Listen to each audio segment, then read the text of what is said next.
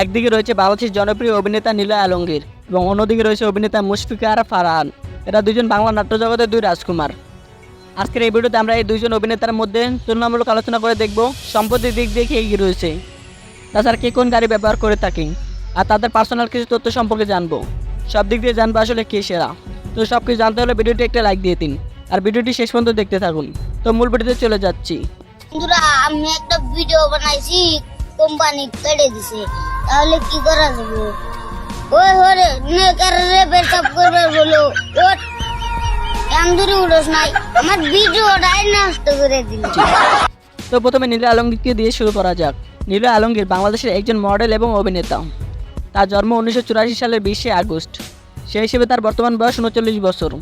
তার উচ্চতা 5 ফুট 8 ইঞ্চি। তার পিতার নাম আওলাদ হোসেন এবং মায়ের নাম আসমা হোসেন। নিলয় আলমগীর 2016 সালের 7 জানুয়ারি মডেল এবং অভিনেত্রী আনিকা কবির শখকে বিয়ে করেছেন, কিন্তু 2017 সালে 18 জুলাই তাদের বিবাহ বিচ্ছেদ হয়।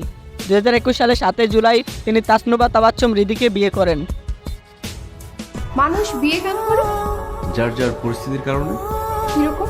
কেউ কেউ আছে নিঃসঙ্গতা কাটাতে বিয়ে করে, কেউ কেউ শারীরিক চাহিদার জন্য বিয়ে করে, আবার কেউ বৃদ্ধকালে নিরাপত্তার কথা ভেবে বিয়ে করে, আর সবচেয়ে বড় কারণ হচ্ছে ভালোবাসার কারণে বিয়ে করে। নিলয় আলমগীর 2009 সালে fair and lovely super hero super heroine প্রতিযোগিতায় বিজয়ী হওয়ার পর চলচ্চিত্র ও টিভি মিডিয়াতে তার যাত্রা শুরু করেন। বেলি রোড চলচ্চিত্রে অভিনয়ের মাধ্যমে তিনি চলচ্চিত্র জগতে আত্মপ্রকাশ করেন। তার সর্বশেষ সিনেমা অল্প অল্প প্রেমের গল্প 29 আগস্ট 2014 সালে মুক্তি পায়। নিলয় আলমগীর জনপ্রিয় নাটকগুলো হলো দুষ্ট শ্বশুর মিষ্টি জামাই, সংসার আমার ভালো লাগে না, ঘর জামাই, বড় মিয়া ছোট মিয়া, গেস্ট ইন সিঙ্গাপুর ইত্যাদি। নিলয় আলমগীরের মোট সম্পত্তির পরিমাণ প্রায় 20 কোটি টাকা। তিনি প্রতি মাসে 2 থেকে 3 লক্ষ টাকা ইনকাম করে থাকেন।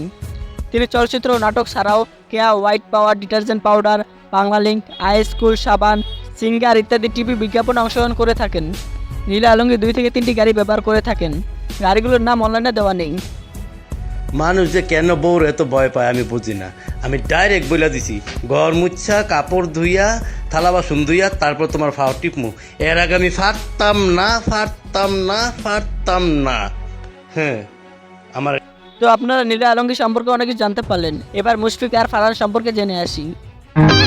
ভাই বই কোনটা ভাল লাগে? বই তো এটাই ভাল লাগতেছে। তোমার তো ঘুরে ফিরে আমার জিনিসই পছন্দ হইব বুকু।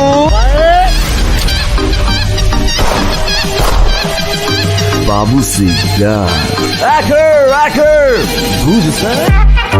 মুশফিকা আর ফারহান 28 আগস্ট 1993 সালে বরিশালে জন্মগ্রহণ করেন। মুশফিকা আর ফারহানের বাবার নাম মশিউর রহমান এবং মায়ের নাম শিউলি আক্তার। ছোটবেলা থেকে মুশফিকার ফারহান অভিনয়ের প্রতি প্রবল আগ্রহ ছিল। অভিনয়ের প্রতি তার ভালোবাসা তাকে সাফল্যের দিকে নিয়ে আসে। তিনি মিরপুর কেন্দ্রীয় মসজিদ উচ্চ বিদ্যালয় থেকে এইচএসসি এবং ঢাকা কলেজ থেকে এইচএসসি সম্পন্ন করেন। ঢাকা বিশ্ববিদ্যালয়ে ইংরেজি বিভাগে ভর্তি হলেও অভিনয়ের প্রতি আগ্রহের কারণে পড়াশোনা চালিয়ে যেতে পারেননি। 2019 সালে 15 ডিসেম্বর নীলাঞ্জনা নীলা নামে একজন তরুণীকে বিয়ে করেন মুশফিকার ফারহান। তাদের ঘরে এক সন্তান আছে যার নাম আহাদ ফারহান। কত বড় স্টুপিড আমি!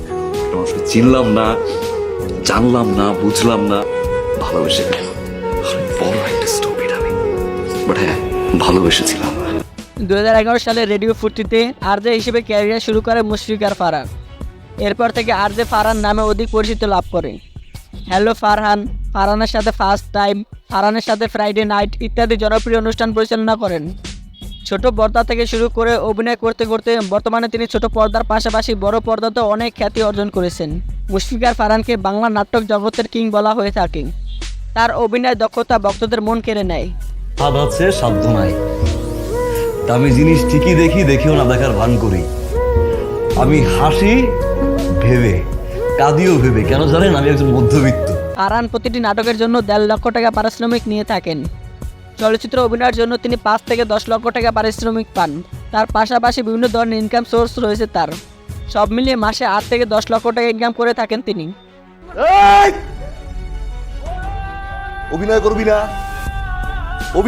না? আমার 5 দিনের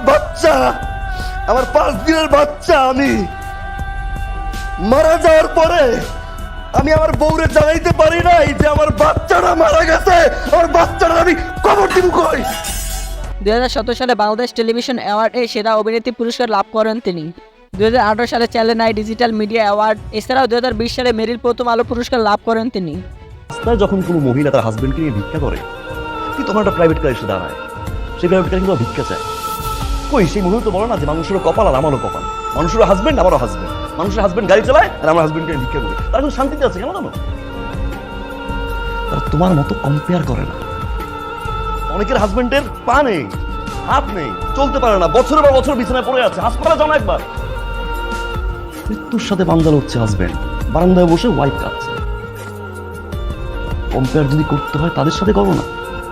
আমার তোমার সুস্থ লাগছে, আমার হাত কাজ করে, আমার পা কাজ করে, আমি একটা সুস্থ মানুষ, আলহামদুলিল্লাহ বলো না। তো এখন সময় আসছে ভোটিং করার। কমেন্ট বক্সে আপনারা ভোট দিন। নীল আলমগীর এবং মুশফিকার ফারহানের মধ্যে আসলে কে সেরা, আর বাংলা নাট্য জগতে কার জনপ্রিয়তা বেশি? কমেন্ট বক্স চেক করলে বোঝা যাবে কে বেশি জনপ্রিয়। ভিডিওটি ভালো লাগলে বন্ধুর সাথে শেয়ার করতে পারেন, আর আমাদের চ্যানেল নতুন হলে সাবস্ক্রাইব করে দিন। আপনাদের অনেক ধন্যবাদ এত সুন্দর কমেন্ট করার জন্য। ভালো থাকবেন, সুস্থ থাকবেন, আল্লাহ হাফেজ।